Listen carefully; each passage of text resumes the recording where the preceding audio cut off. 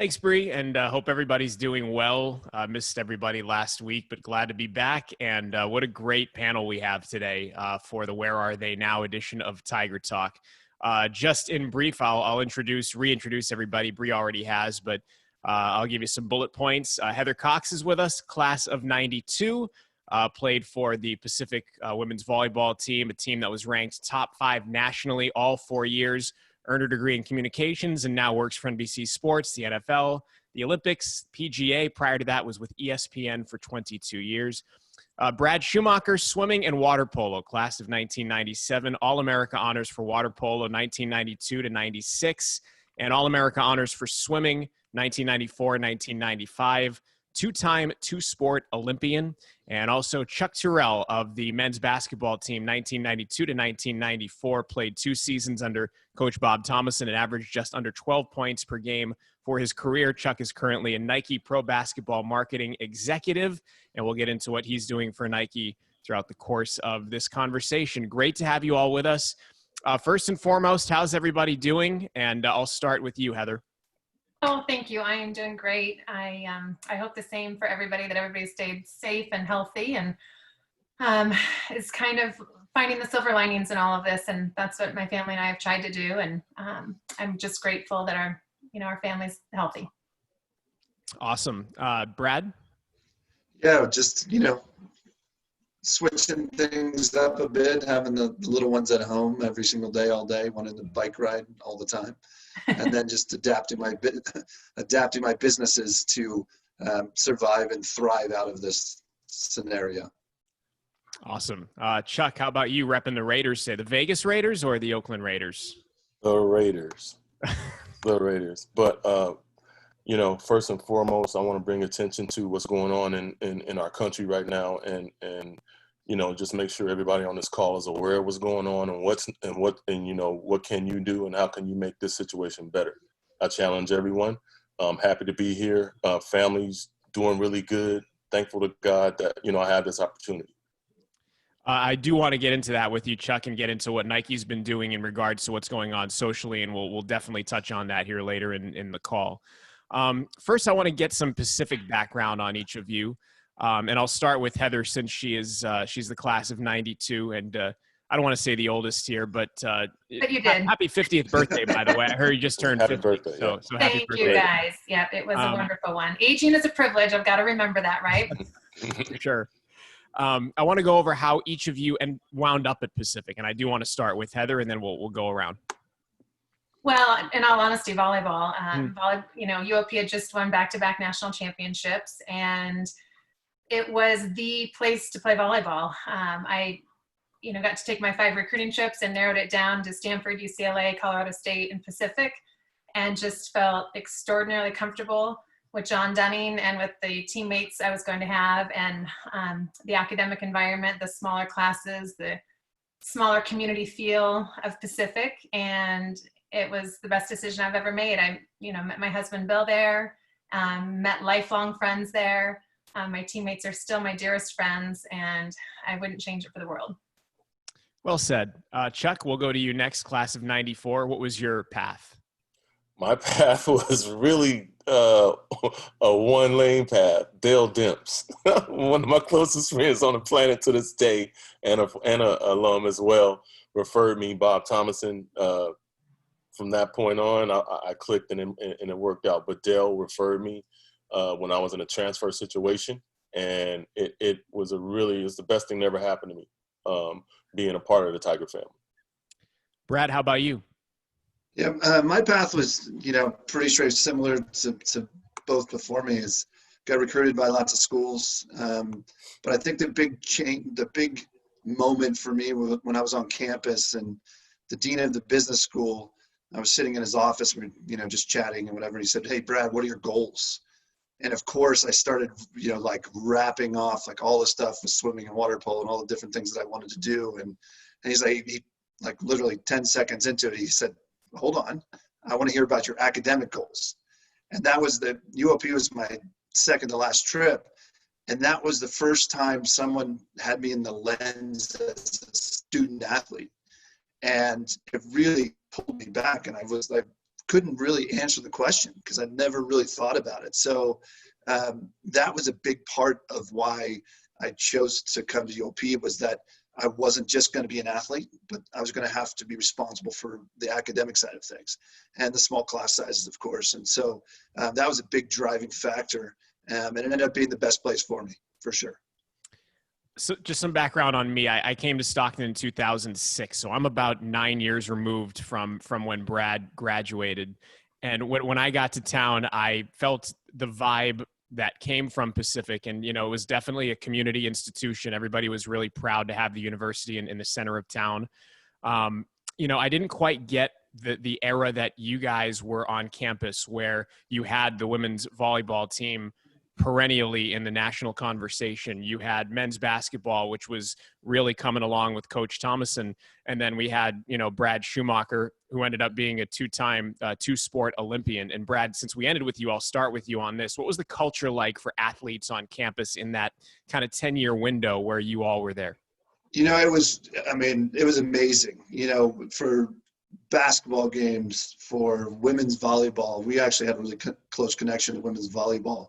And we would all paint up and go to all the games. It was just a really strong community of support. And I hope that's still the case to this day. But it was just so much fun to get painted up and go in there and heckle players and, try to keep it as clean as possible. But we just had a really good athletic community and the community as a whole. And so, my fondest memories by far was that part of it. And then they would in turn, support, our stuff, to see that, the basketball team and the guys come out and support us in our water polo games and, swim meets. It's just, it's a really cool time for sure. Chuck, how about you? What was the culture like on campus for you? I remember being around the volleyball team a lot, the water polo team a lot. Like, we ate together, we, study hall, all of those type of things. So you developed a bond off of your field and court. So, seeing them all the time, them encouraging you on campus, in the study lab, wherever it was at, that was the one thing that I liked about it. And it was small, so it was just us. It wasn't a lot of students. So you develop a bond with them, you studied with them. So, to this day, that's the one thing I remember about UOP, is that the small size, but then you supported everyone. I went to volleyball games, I went to water polo games, and that was the beauty of it, so those are my most fond memories. Heather, you were right in the thick of it, right, with the women's volleyball team. So I'd imagine it was amplified even a little bit more for you with the volleyball teams coming off their back-to-back national titles with Coach Dunning. Well, and I agree with what Brad and Chuck said. We were all so tight. What I loved is we would come in early for fall camp for 2-a-days, and the football team was there as well. So it was just football and volleyball in, what was it, not Grace Cavell, the Southwest dorms. Gosh, I'm 50. I can't even remember. But we'd all stay in the same dorms, and we'd all train together and have training table together. And, we were all grinding together. And it was really memorable to be able to, be on campus early, and we had the whole campus to ourselves. And you just get that bond before school even starts. And then, I have amazing memories of going to basketball games. My first water polo match I'd ever seen was at UOP, and I grew up in Southern California. So that was weird that I'd never, watched water polo in person before and fell in love with it. And like Brad said, there was a definite bond between the water polo and swimming and volleyball. And I remember all that support and everybody getting painted up and really cheering us on. And I loved going to men's basketball games. I really enjoyed Coach Thomason and watching what he did with the program. And we were really tight with the baseball team too. So all the teams really, hung out together and supported each other. And it was a really small, close-knit environment where we all understood what we were going through. And, it's just a little bit unique being a student athlete that comes with its own challenges. And I think we all appreciated everybody having each other's backs and supporting each other. Heather, just curious, how did Coach Dunning end up recruiting you to go to Pacific, and did you have other options? Oh, that's funny. So he recruited me and then sort of unrecruited me. He told me, flat out, he said, "I'm really sorry, but you're too small for my program. I'm 5'9", and I was a right side hitter." And he said, really look at your other options, because I'm just not sure that you're tall enough to play for me. So like I said, Stanford, UCLA, and Colorado State were my other three. that I narrowed it down to. And I'm stubborn, tell me I can't do something and watch out. Cause I was kind of thinking about going to Stanford, and John told me that, and I decided I wanted to prove him wrong. And we still laugh about it to this day. I'm grateful that he changed his guidelines and his rules and decided to take smaller players. And, it was a really interesting lesson for me, and hopefully for John too. And I'm grateful that he didn't give up on the small player. I was always the smallest hitter on the court, but had a lot to prove. Yeah, packed a punch for sure. Chuck, I want to get into, I'm going to talk to you about Coach Stoudemire and what he's doing now in a little bit.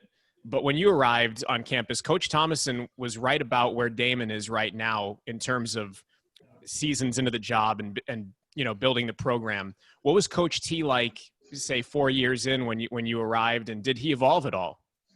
Oh, did he evolve? Yes.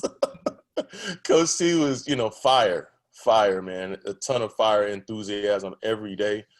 I think he was a guy that he trusted his players. He trusted in, he gave you the game plan, and he trusted you to go out and execute it every day. He listened to his players. He backed you, as long as you worked hard, he covered your back, and, he held you accountable. And that's one of the big things with Coach T. When I came in, he came into my home when he recruited me and was like, hey, y'all don't need to see you, need to do all that. You just need to come here and work.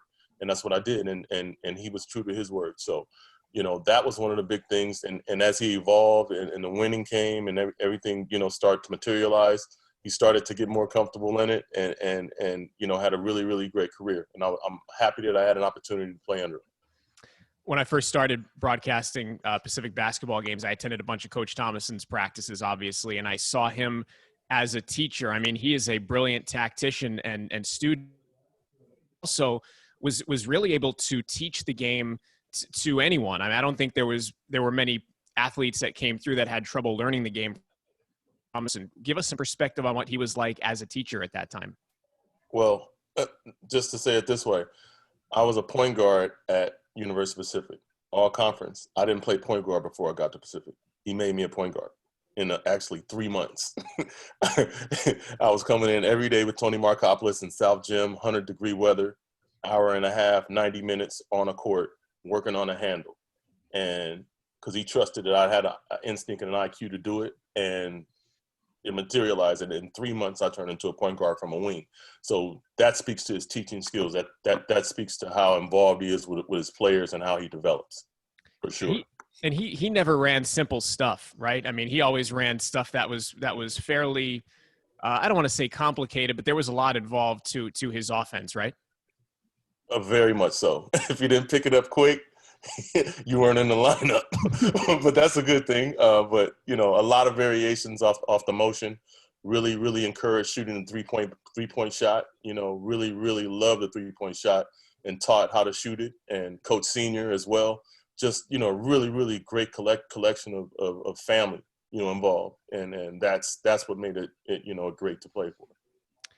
I'm going to jump to Brad. And Brad, you're unique in that you played two sports. You swam and you played water polo. Was that the norm back then for people that were into swimming and water polo? Did you have an opportunity or an obligation to do both? No, there were. I mean, at the time, most of the water polo guys on the team were also on the swim team. It was just a mechanism for us to be able to have more athletes and attract more athletes. And we really kind of expanded our scholarship pool.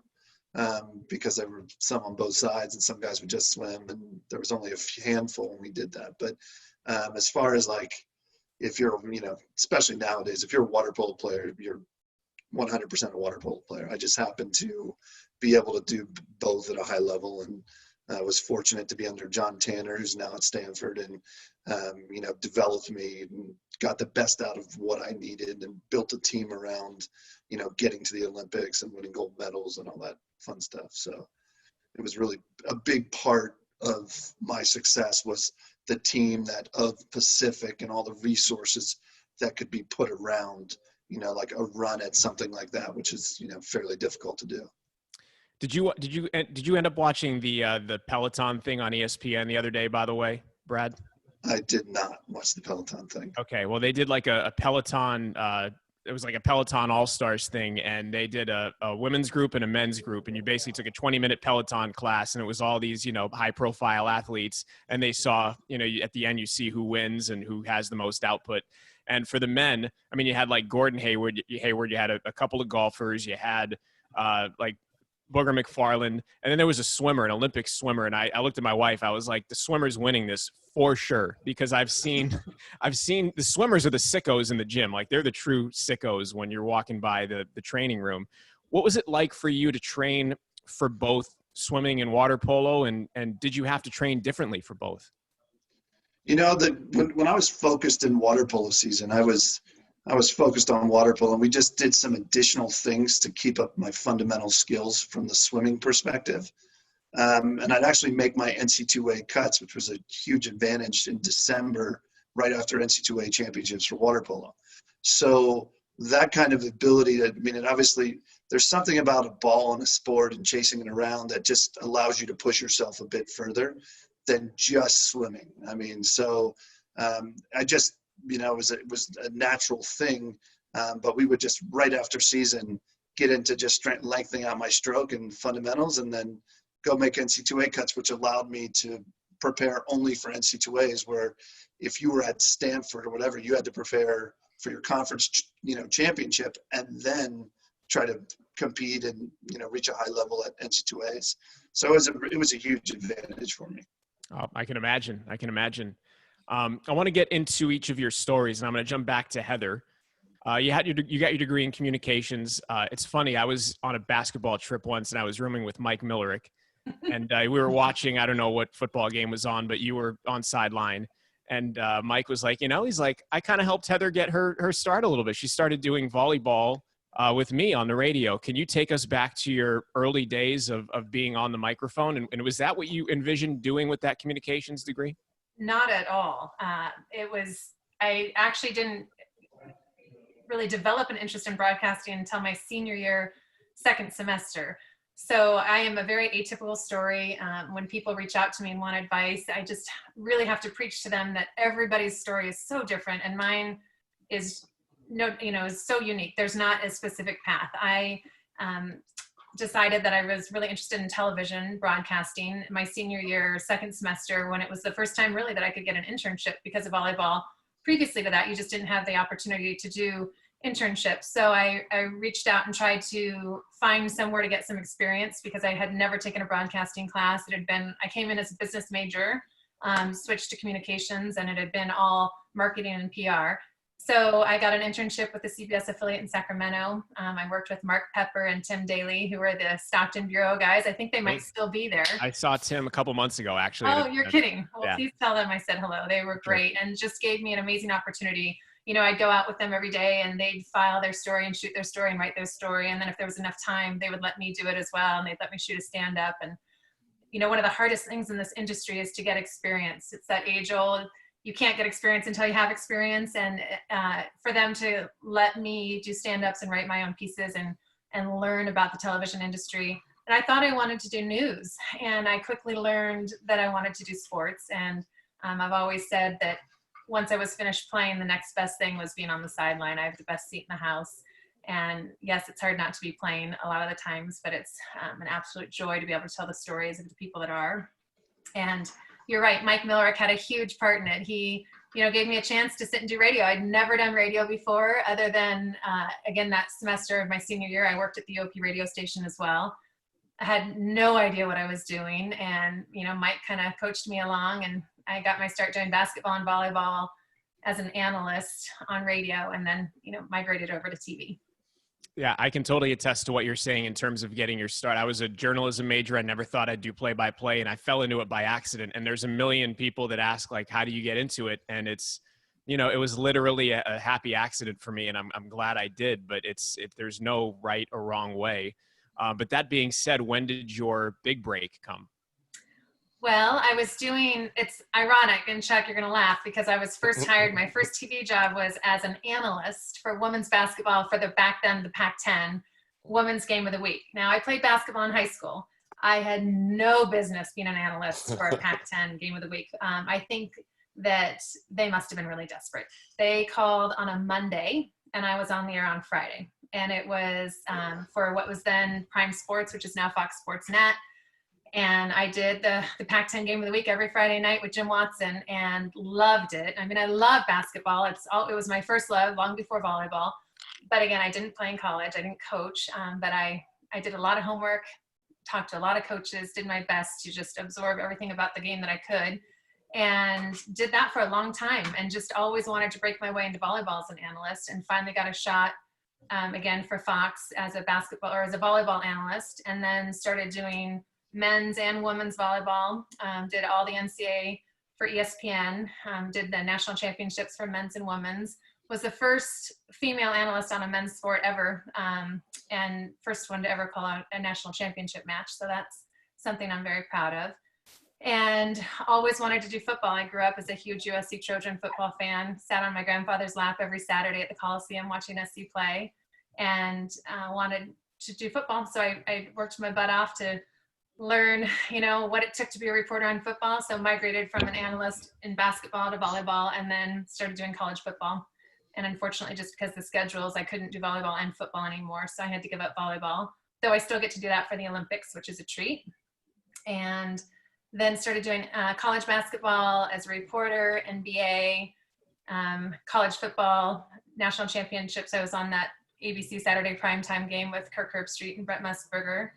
And then had a wonderful opportunity to go, after 22 years at ESPN, to go to NBC to continue my Olympic career there, getting to do the Winter Games, but also getting to do NFL and Super Bowl. And those were two items on my bucket list that I hadn't been able to check off yet. So it was a wonderful opportunity to do that. That's so cool. That is quite the resume, and good for you for continuing to push and getting those opportunities. It's phenomenal. And I know everybody at Pacific is very proud of you when they see you on TV. Chuck, I'd imagine it's similar. Your story may be similar to Heather in that there are a lot of people that want to do what you do. You're a basketball exec with Nike, and you're, friends with Kevin Durant, and you're managing all these athletes. But how did you start? And is this something that you envisioned for yourself when you were in college? Well, number one, the job didn't exist when I was in college, or maybe just started. Didn't envision working in this role. Still don't envision. Still pinch myself if I ever return back to the campus. Still, pinch myself there. But something, in college, took business administration and knew I wanted to be in that area. After I finished playing at UOP, played overseas for a few years, started a little tech company, tech recruiting company. So I had the business acumen as well, but was able to meet my mentor, one of my mentors, and who hired me, Lynn Merritt. And he was developing a sports marketing team of business-minded people who love basketball, and the timing was right. Just like Heather said, a lot of it, I can't explain it, but, God was good and he shined. So from there, 13 years ago, was able to be involved and just affect, from a business standpoint, the game of basketball. So was this opportunity with Nike, or was this independent of Nike? So it was with Nike. It was with Nike. He was starting, and I came in, 13 years ago, as I said. And just a brief description of what I do. I'm a part of a sports marketing team at Nike, in specific to basketball, pro basketball, down to grassroots. Basically, 3 initiatives: seek, sign, serve. So basically, you seek, go authenticate. Can he play? Are they marketable? Him or her? Apply that to maybe a contract if we can leverage that situation, negotiate, and then service. That means serve the athlete, develop their brand, and then serve the business of Nike. So since day one, Kevin Durant's business, that's $1 billion to the Nike lane that I've been involved with. Steph Curry before he went to Under Armour. So it's really, really been a great situation. I still can't believe I do what I do. God is great. But to still be involved in basketball and affect it, just like Heather said, she might not be on the court or playing, but she's there to call a game. I'm there to affect a brand or a situation.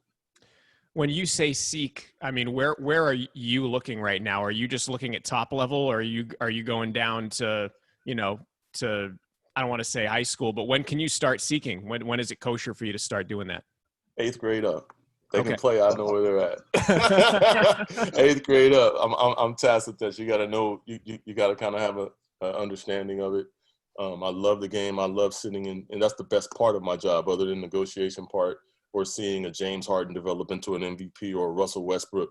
All of these guys when they were younger. You know, the best part is just watching and watching pure talent. Just kids playing for the love of it. How much do you advise someone like a Durant, like when he was going through his free agency? Are you in his ear at all about, you know, hey, this might be an opportunity here or an opportunity here? What's that like for you? Well, I mean, the nature of our relationship is unique. You know, if I'm asked, obviously I do advise, but you know, these are smart individuals now. These guys have grown and grown their brands and businesses and taken it to places I could never think we've gone. But just being a friend, obviously, yeah, I'll be there when need be. But you know, the experiences at Nike and having that brand on my back allow me to have some resource for them as well. Speaking of building a brand and building a business, Brad, Cap 7, one of the world's largest suppliers of water polo equipment. What prompted you to start that, and was there a need for that when you graduated? You know, it's really interesting, Chuck. You'll find this funny. Is I had no intention of building a brand. I was actually going around and you know, doing camps and clinics after the Olympic stuff, and kind of built a clinic business. And I was looking around.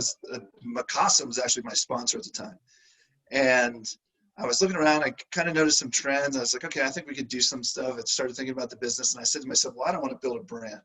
So the first thing I thought to myself is like, what kid wouldn't buy a water polo ball with a Nike swoosh on it? And I was like, oh, this is a slam dunk. And, you know, albeit we're a tiny niche market compared to, you know, obviously like, you know, a giant behemoth like Nike. But I got in, I knew all the Nike swim folks, which actually that was like a license deal. And so it wasn't big Nike. It was a license deal on the swimming and aquatic side. And so I was like, this is great. We're going to go down the road. I'm going to put a swoosh on the ball and I'm going to take out this company. And we're like 9 months into it. And the company, it was actually Perry Ellis at the time who held the license. I don't know if that's still the case or not. But they're like, Brad, we can't continue on. We've done all this work. It was going to be a done deal. And I was going to put a swoosh on the ball. And I was just going to sell balls. That's it. And they said, well, we can't do it anymore. So then I started looking around. I was like, okay, well, I got to do this from scratch. We came up with the name Cap 7. And then we, you know, actually before that, let me take a step back. So Mikasa was dominating the market. I'd say 90% market share. And they're a big Japanese company, and they could have given away all the balls in the world to shut us down. So I went to them. I said, hey, they weren't selling direct to consumer. And I was like, come on, guys, we can, you know, internet's happening. We can do this direct. And that's like, I don't know, 15 years ago. And they're like, Brad, the president of Mikasa looked at me and told me I was crazy, similar to Heather's original story, tell me I can't do something. And the challenge is too much for me not to do it. So long story short, I started sourcing and looking around the world, and all I needed to do was to make the best ball. And that was just a lot of just dumping into R&D. And now today, we're the official ball of NC2A, which is really cool for me. We're the official ball of LEN, which is all of Europe, official ball of Australia, New Zealand, a bunch of different federations in Europe.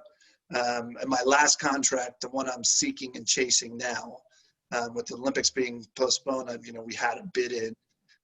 But the last one's FINA, which is the Olympic Games. And so that's the ultimate, pinnacle for my company in this niche space. So we really stayed focused on this niche, building a brand, and we did it really organically. And, today we have a really strong position in the market. We sell all across the globe, and it's been really fun. Really enjoyed it. It's a great story. Who would have thought that you needed to R&D the hell out of a water polo ball? What's that all about? Well, a water polo ball, which comes out slippery, with rubber, and then they take it, and every single water polo ball is hand buffed. And the same factory that makes my water polo ball also makes, Wilson basketballs, Bolton volleyballs, the best soccer balls, and they're just really, really good at it, So, but you have to buff a ball by hand, and there are 18 panels on a ball. You probably didn't know that on a water polo ball, but they buff each side. It's a crazy, wild process to see in person, and very complex. So if you ever have a chance to see a ball made, it's incredible. It's so complex. Well, obviously now I'm intrigued. I just asked about R&D with a water polo ball, so I'm extremely interested now. Brad, tell us about your Olympic experience. You won gold medals in swimming and in water polo. It was I think 1996 was the swimming, and 2000 was the water polo. Can you take us through your time at the Olympics? Yeah. So I mean, obviously, anytime you, as I alluded to before, as you make a push towards trying to achieve a goal like that, it was really the team. And I mean, JT and the whole athletic department supported that push, because I was, in the center of my education in school, and there I deferred for a year, leading up to that. And then I had Dr. Glenn Albaugh as my sports psychologist, which he was just amazing. Like, I had a true advantage mentally. I literally could, at Olympic trials, I could walk by the guys who I was going to swim in the finals with. I'd be like, he's out, he's out, and he's out. And I mean, 8 swim in the finals. So I only needed to beat 2 guys to guarantee my spot on the team, because top 6 go to the Olympics. And then John McBride was my strength coach. And then I'm drawing a blank on Wendy, who was the secretary. I don't know if she's still at the athletic department. Wendy Cornwall. Right. Yes, Wendy Cornwall. She might be on it. She made sure that my entries got in on time and sent them in correctly. Because, JT was in charge of making sure that. But just the athletic, like, everybody supported what I was trying to accomplish. And then the community on top of that it was probably an NC2A violation. I don't think they can go back that far, but the community, I don't know if I can say this or not. Well, if they can, Wendy's going to do it. So yeah, exactly. Well, I don't want to be a part of any scandals, but they used to, at each evening, a family from the community would deliver me some home cooked meals. And, likely it was not, well, we won't talk about that, but like, they just supported me in some like really cool ways. And I would take them home, and there was always enough food to feed me and all my roommates and all that stuff. And it was super cool. I mean, to have that team behind me, the whole time, really helped me navigate, all the pressures behind it. Can't say enough about it. That's for sure. How much can you empathize with the 2020 Olympians right now? Oh man, like, if you can imagine, putting your whole life on hold and, training for one singular moment and building to that moment, and then having it pulled away. Like, some people won't make, like, from the swimming water, some people won't make it to 2021, because that was their time to peak, and they were going to make it happen at that moment. So I mean, I feel bad for them, of course. It's a really difficult time, but I'm also excited for all of sports to get going again. I'm excited for everyone who, and I think, knowing how much, we all love sports, is just the little things you miss about it. And, we almost took it for granted that you could, flip on a football game, or, watch a baseball game, or, just cruise through the channels and watch something at any given point. And so now I'm excited for, I'm a Raiders fan as well, Chuck. I'll be heading out there if they, they have some games. I'm sure they're going to, the NFL has to go, but they have to play games. But we'll see. I think they can do it, and we're gonna get going here quickly. If I'm not mistaken, you all were supposed to be at the Olympics in some capacity, right? Brad, what were you going to do there? And then I want to get to Chuck and Heather as well about what, obviously we know what Heather was going to do, but Yeah, so part of my role with my company is I handle all these relationships that go into getting the opportunity to actually bid and make sure technically we have the product that everybody wants. And so I'm at everything across the globe. So, I mean, this is the first time in years that, I haven't had, several international trips by this point. But I just go and manage the relationships with the executives, at FINA. and speak with them, hang out with them, just continue to develop. And also all the technical side, which is all the, the referees, they push the decision. And so I work on those relationships. Chuck, how about you? Yes. So similar to pushing relationships, from a Nike perspective, managing all of the marketing that's applied for an Olympic run. It could be a 40-day trip, 5 cities. We're doing media, we're doing commercials, we're doing shoe launches, and that's kind of how it goes. So was fortunate to be on the 2016 trip, staying on a boat for 3 weeks, trapped, but not complaining about it. But from a Nike perspective, managing that whole portfolio of the business. Is Nike involved with Team USA? We are the official sponsor. Okay. Hey, Chuck, Chuck, real quick question for Brad here. I need to get a credential for Tokyo. Can you hook it up? I might be not getting the credentials, so you have to get in line. Actually, it's like finding a gold, the biggest diamond in the world. It's the hardest thing in the world. If you can get in the country, let me know. I will. Heather, you have your credential, right? Yes, and it sounds like I better keep it away from Brad and Chuck. Yes, please. Brad, I'm asking on Brad's behalf. Chuck, Brad and I would both really like a Nike swag bag because the Olympic Nike swag bags are all time.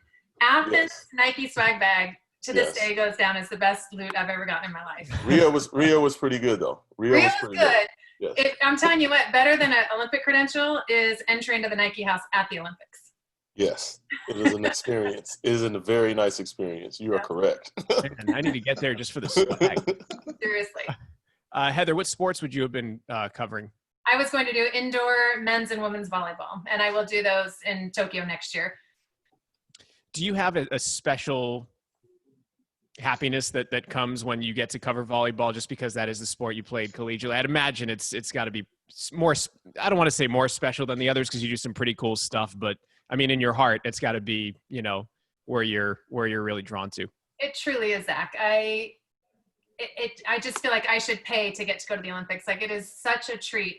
I mean, I've gotten to call some amazing games from, NFL playoffs and Super Bowls and college football national championships. And till the day I die, if somebody asks me what the coolest event I've ever covered, it is by far the Olympics. I mean, I think any athlete, Brad is lucky enough that has worked hard enough that he can say exactly what it's like. I mean, we all dream as kids of being Olympians. I mean, that's the end goal.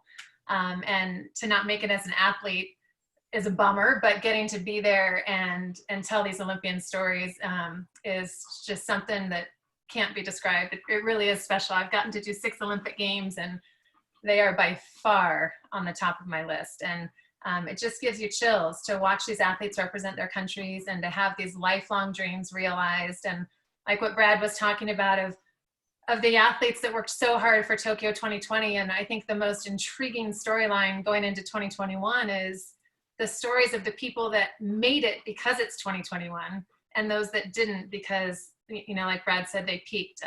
And especially for women that, we're trying to time families and, it's a really compelling and intriguing and heartbreaking story. And in some cases it'll be really heartwarming, just depending on what side you're on. I'm jealous. The Olympics are on my bucket list of play-by-play assignments at some point. So I could just live vicariously through you for the time being. I've done sideline reporting, Heather. Let me tell you, it's not easy for anybody that has watched. You make it look easy, but I mean, you're juggling information, you're timing your live hits, memorizing quite a bit so you can engage with the camera. You're fighting for interviews. I mean, David Shaw, I guess, would be, you did a fantastic job with that, by the way. That is not an easy situation to be do-over on that one, put in. No, you didn't do anything wrong. I mean, you're throwing this curveball, a slider in the dirt really is what it was, and you have to handle it on the fly. I mean, it's not an easy thing, and people like you make it look easy. How did you learn, and was there a big influence for you? Well, thank you. I can tell you it's an easy job to be bad at, and you're right. It's people take it for granted and think that it's a piece of cake. But it's amazing to me how many people are shocked when they hear that I don't have a producer in my ear telling me what to say. And that I write my own stuff, and that 90% of the things that I say are live and impromptu. It's not scripted. and getting 30 seconds to tell a compelling story is a challenge.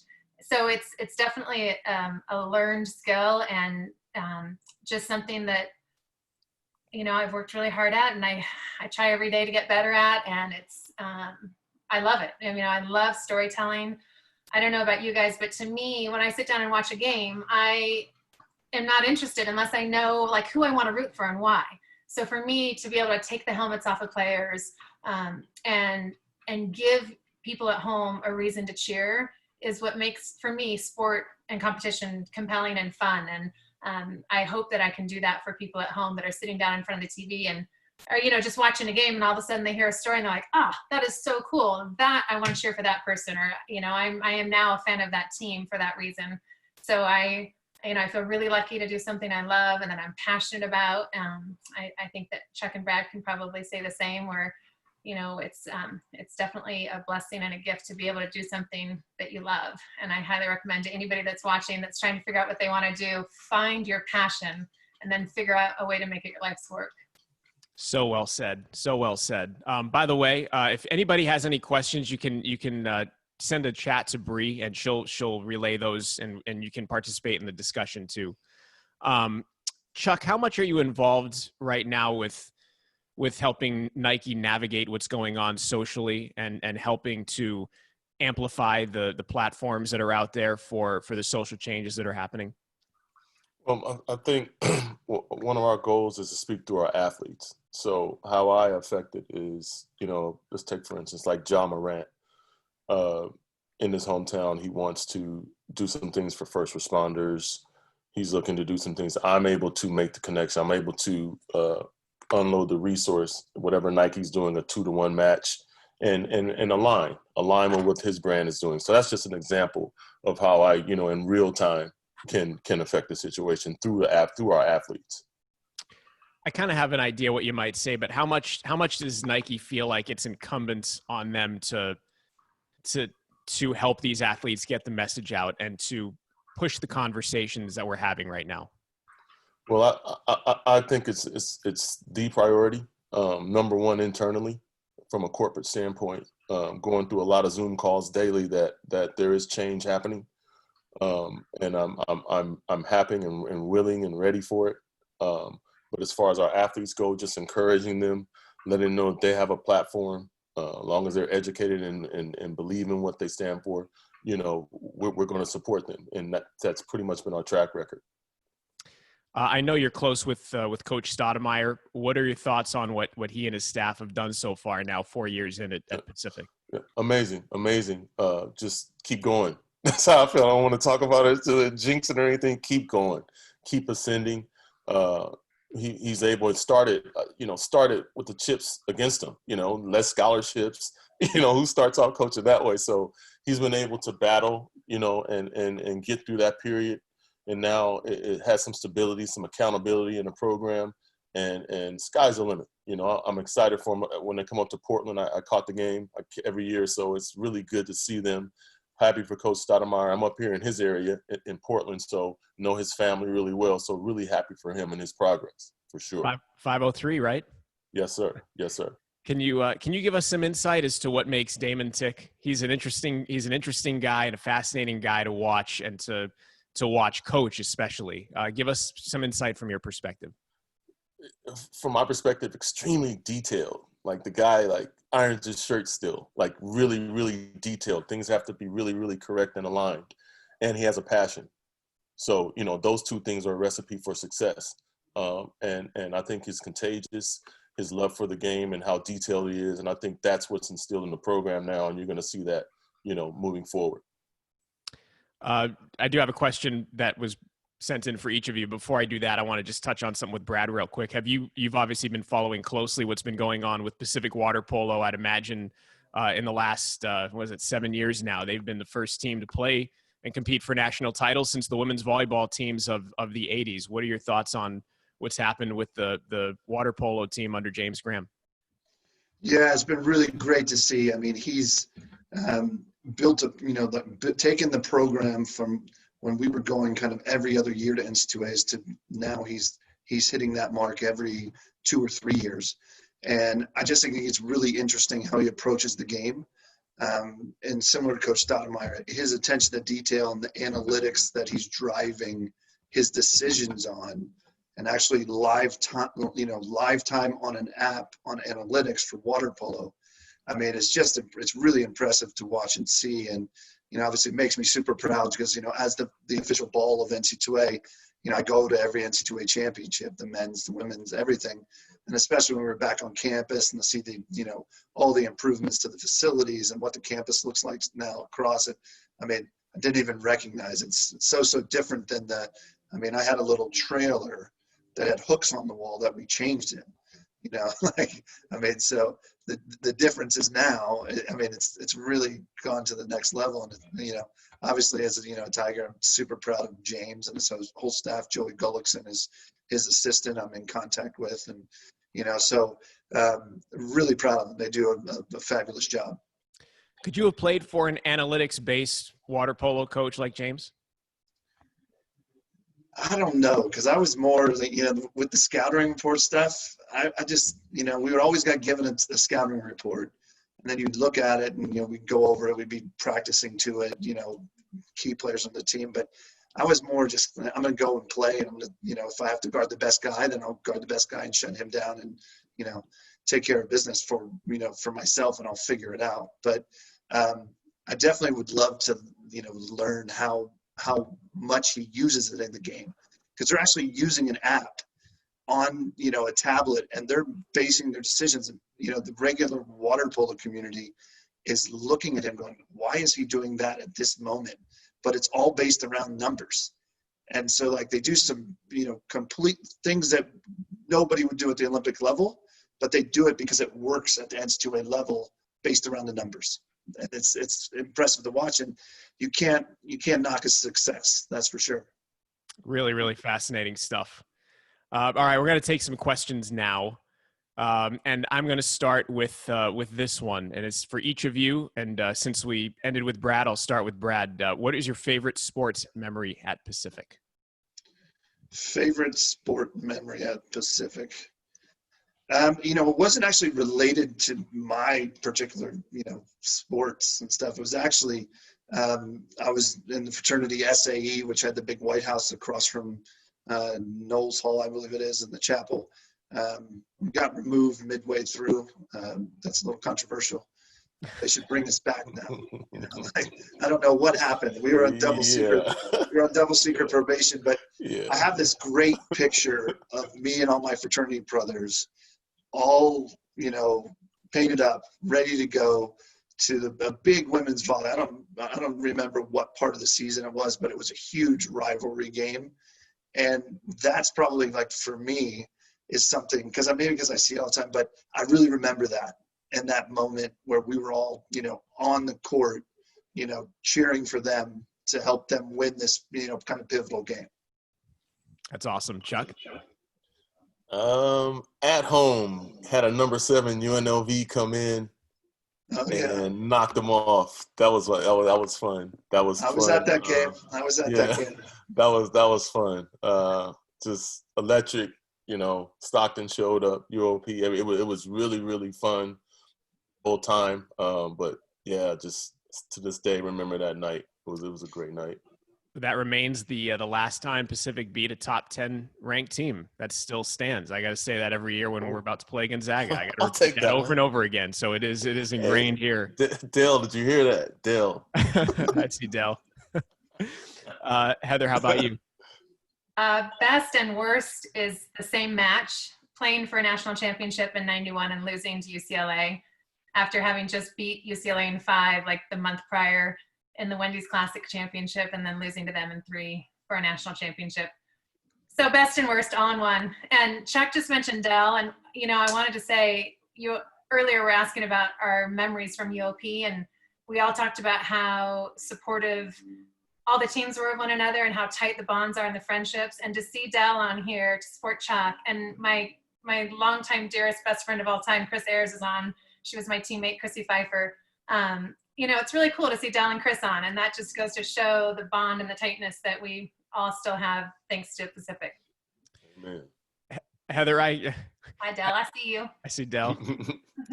Heather, I almost hate to ask you this, but does it not you that you did not win a national title with that volleyball team at UOP? How much does that eat away at you a little bit? You see me like breaking into a cold sweat right now. I'm getting, like, that fiery ginger redhead snappish going. Yeah, it's a big bummer.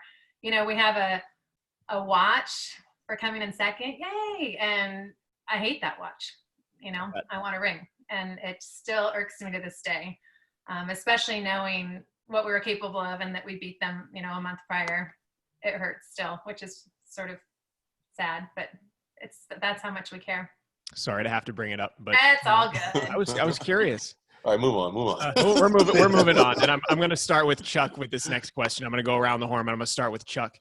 What are your thoughts on the new image and likeness compensation for student athletes, and how would that have made an impact on you while you were in college? Okay. I'm all not for my it. Question. That's from the gallery. So this is from the gallery. Yeah, this is not me. Number one, I'm all for it. You know, I got a scholarship check, and after I paid rent, it wasn't that much left. So that's speaking from experience. So I do know that there is a need.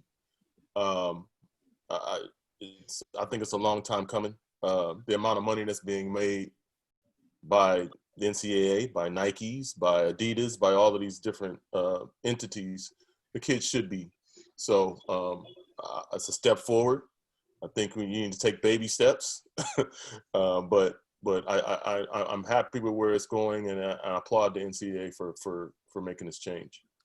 Real quick, kind of as a postscript to that, is there a vision in your mind and a way to make it equitable so that, you know, I think that the challenge in most people's mind is how do you pay a football player or how do you pay, you know, like a swimmer as much as you pay a football player at a school like Alabama? Is there a way to kind of work that out in your mind? That's the imbalance. Obviously, that's the issue. You know, you have a school like Alabama, and they're bringing in millions, and then, you know, what does their golf team do? Or, you know, so there's going to be an imbalance, but there's some smart people there. They'll figure it out. I'm pretty confident in that, but stay on this path. Stay on rewarding these athletes and their likeness, you know, as such, if you're using it. Brad, what are your thoughts? Yeah, I mean, look, we have to go down this path because without the big sports, the basketballs, the footballs, the baseballs, I don't get to swim in college. So all those, I don't feel like it would be an equity to me. Like if someone was going around and buying Speedos with, you know, Brad Schumacher on there, or my, you know, times were on the thing or something, it just doesn't happen. So you have to put it into perspective. These guys who, you know, there's billions of dollars they're generating, and they need the support. And it's not something that I feel like it needs to be across the board the same. It doesn't need to be parity. It should be based around, I mean, I've thought through this a little bit, is, you know, I think it's not, one of the things I want people to remember is that there's such a small minority that go on to the professional ranks. So I'd like to see them get money in college so that they can live properly, go to a movie, do whatever they need to do. And then on top of that, I'd like to see an annuity created so that they draw down on that based on, you know, did they, you know, compete all 4 years? Did they have 3 years? You know, what it was. And they can, you know, there's really, as Chuck said, there's really smart people that could figure this out so that if they don't make it to the pros or to their next level, whatever sport it may be, that they have the support mechanisms to take themselves to the next level in some other field or whatever they're passionate about. So, I mean, I think it's multi-pronged. It's some support, you know, full support during, you know, the college years. And then it goes to some additional support that either it's, you know, focused towards career development, you know, like all those types of things, so that because I think the toughest thing, if, you know, and like I said, I'm fortunate, I landed in something that I loved, you know, similar to both Chuck and Heather, that, you know, I'm passionate about. But it's a really difficult step from going from a D1 athlete to, you know, into a career, into business, into a company. it's a whole new thing, and it's not an easy transition. And I tell you, on the Olympic level specifically, you know, I've several teammates that have really struggled to go from, you know, these are high profile winning Olympic medals, but you're in a sport like swimming, which comes around every 4 years, you know, and they've struggled to take that next step because it's super humbling. You go from the red carpet rolled out for you to having to jump into a career later in life. And that's humbling. It's really humbling. It's not easy if you stick around for a long time.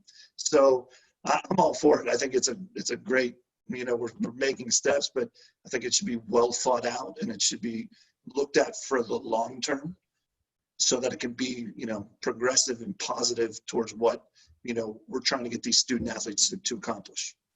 That is a very comprehensive and fascinating answer. Thank you. Heather, I'm very interested in your perspective, right? Because you're a student athlete. You have worked for networks that have driven the revenue for a lot of these collegiate sports. So where do you stand, and maybe what have you seen in your venues to back up whatever your opinion might be on this? Well, I absolutely agree with Chuck and Brad. You know, something has to happen, and I hope that everybody gets it right. I don't know what right is. To super oversimplify this, you know, it's as simple as when I was playing at Pacific, yes, we got a scholarship check. Yes, we were on scholarship, and that was incredible. And we were so grateful to have our academic career taken care of from a monetary perspective. But like Chuck said, our scholarship check took care of rent and food. And I'll never forget working on a paper, and this is going to age me, but I needed to get a Sunday paper to do my homework that was due on Monday morning. And I didn't have enough money to buy the Sunday paper. And I was digging through the couches to find change. You know, I'll never forget that, because it's not like we had all this extra cash. You know, we were strapped, and I reffed intramural basketball games to make like $5 a game just to have a little extra spending money. And, you know, there's all these student athletes, not all, but you see student athletes that are getting infractions and breaking NCAA rules because they can't buy shampoo, you know, because they can't take their girlfriend, you know, out on a date. And there's something wrong with that when they can't earn the money to do those things, to buy the newspaper, to finish their school paper, or to go to the drugstore and get shampoo. Something's wrong with the system. And I definitely think it needs to be fixed. I know that's oversimplifying it. Chuck and Brad went into bigger, broader details, but it starts with the simplicity of just being able to afford your life in college. I like the simplicity. Without getting in trouble. Yeah, I like the simplicity of your argument, Heather. This is another question for each of you. What and Heather kind of touched on this from her perspective a little bit earlier, and I'll start with Heather. What advice would you have to those who are looking to take the first step in their career path or follow a similar career path to yours after being a student athlete? Well, do you mean, Zach, specifically for my career or just in general? For your career and each of you's careers. Gotcha. I would say that, like I said earlier, there's no specific path. There's no map for how to pursue a career in sports broadcasting. I think the most important thing is to get experience and to expose yourself to every single part of putting together a broadcast. And so if you want to be on camera and be a reporter, an analyst, or play-by-play, don't say no to the opportunity to run camera or to work in audio or to do research, because the more that you get exposed to the entire industry and how the entire broadcast comes together, the better that you'll be at your job eventually. I mean, for me to understand what the director is doing and what a producer is doing and what an A2 is doing and what a cameraman's doing all at the same time helps me be better, because I'm understanding their role and what my role is in their role. And so if a TV crew comes to your college campus to broadcast a game, like, don't be afraid to be a runner. Nothing is beneath you. Like, do everything you can to get exposure, because you know, I'm a big believer in chance favors the prepared mind. And I think one of the biggest insults you can ever say to somebody is, oh, you're so lucky. I think luck comes from preparation and being ready to hit the ball out of the park when that opportunity presents itself. You know, when I talked about getting called on a Monday to be on there on Friday, if I had laid an egg on Friday, I wouldn't have been on the air the next Friday. You know, so you've got to be ready to seize that opportunity when the opportunity presents itself. And it can be frustrating and it can take a long time, but for just like any other industry, it just takes one chance, one opening, and do everything you can that's in your power to be ready to just seize that opportunity. Amen. I could not echo that louder. Chuck, I know there are a lot of basketball players right now that would love to be the next Chuck Terrell and have that career. What do they do? I don't have the answer to that, but I can give you kind of how it happened for me. But number one, having a passion for the game. I think that allows me to, stay in a gym to watch 5 games of a high school tournament. That allows me to fly back-to-back cities, Denver or Utah, to watch games. So number one, have a passion. Then number two, understand what I do. And it took me a couple years into my role to understand that I can affect the game. I have an influence on the product, on young African-American and African-American and females and males. And I've taken it on myself over the last 5 to 6 years to really focus on that. But what I would tell a kid is, number one, get educated on who you are and get the proper education. And then when you want to enter, just like Heather said, you can't be, if you got to mop the floor. If you got to pack a bag. And then, because I've done everything at Nike, from pack a bag to flying on a jet. So it doesn't matter what it is. It's about being ready for the moment and taking advantage of it with passion, with passion. So not one way to get in, but those basic principles, you'll be successful in whatever you're going to do. Well said. I have a specific question here, and while we're with you, I'm going to ask it now. Who was your first client that you signed to Nike, and who is the client you signed that has made the biggest impression on your career?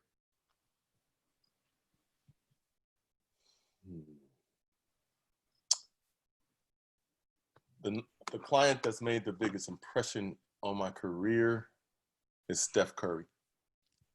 And it said weird, like, hey, he's with Under Armour, but it did, because I learned so much.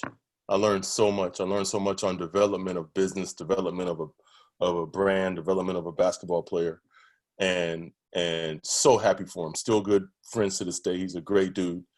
But learning that from a business side on, you lose some, you win some, if you want to call it that, and then still being able to recuperate and find ways to be successful. Steph, and then obviously working with Kevin Durant, it has been amazing. And going through that journey on the business side and on the basketball side. But yeah, those two would be my highest rated. So did you go after Steph? Actually, when Steph was in college, we had our skills academies, and that skills academy was James Harden, Steph Curry, DeMar DeRozan, Drew Holiday. It was Kobe, actually.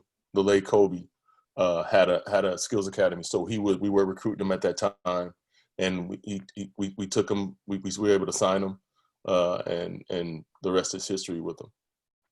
That's awesome. Brad, how about you? There are plenty of water polo players or swimmers right now that want to make the next greatest ball for the sport. How do they go about following in your footsteps? Well, I think I echo what Heather and Chuck say. Apologies, I had to relocate. Are you zooming and driving or what? No, I'm not actually driving. My wife and I took our first trip, and so I'm up here in Montana, and so I was in a borrowed office, and the guy is like, "Man, he's like, I want to go home. It's 6:00 here," and so I felt bad, so I jammed out to the car, and it's raining here a little bit, but anyway. Yeah, I would say, the attention to detail is the most important thing. With my company, I don't park in the front. I park in the back. I walk through the warehouse every day that I go there when I was going there. So I can touch and feel and see what's going on with the inventory. And it just, the more you stay focused on the details, and I think the biggest thing that I've learned in, running my own company is that you can drown in opportunity, because you start getting interested. It's just like my business, like, everyone's like, why don't you do more in swimming? You won gold medals in swimming. I said, well, I'm trying to focus on controlling this niche of water polo. And that has enough on my plate for me. And then I also don't want to compete against behemoth companies like Speedo, Tier, Nike, you name it, they're in that space. And so, if I remain focused, and that's what I tell anyone, is if you remain focused and you're not afraid to pack the box, you're not afraid if you're walking by, to pick up a piece of trash that's on the warehouse floor, sweep the warehouse floor, the owners or the people you're working with are going to notice that, and they're just going to, keep giving you opportunities, because that's what it's all about. It's no different than when we were in sports. I mean, it's just a matter of putting the work in and, focusing on the fundamentals, but the attention to detail is everything in business and moving on to the next level. I hope somebody doesn't come around and start another water polo company, because it's a real niche market. I got to tell you, it's a niche market. Not a lot of room. Not a lot of room. Well, Not a lot of room. If they try, you've set the bar super high. So there's that. Last one, and this is for both Brad and Chuck from an alum. What was and I'll start with Brad since we're here with Brad right now. What was your greatest challenge when scaling your business when you started doing that? I think the greatest challenge is, as you reach certain milestones, is, you have to get really creative. Like the business is all cash flow. Like that's the king. And you got to know your cash flows. You've got to know, the seasonality of it, everything. And for me specifically, it was reaching the milestones to be able to get the bank to trust you, to lend you the money, and getting creative with those relationships and looking outside of the big banks. For me, I was fortunate. My wife's a real estate attorney. And, she had some relationships with some smaller banks, which opened the door, which then provided us the capital that we needed to help us continue to grow. Chuck, what was in that same vein, was your greatest hurdle while working for Nike? Part of that same question. Yeah, well, I mean, obviously, Nike, we're selling shoes. That's what we do.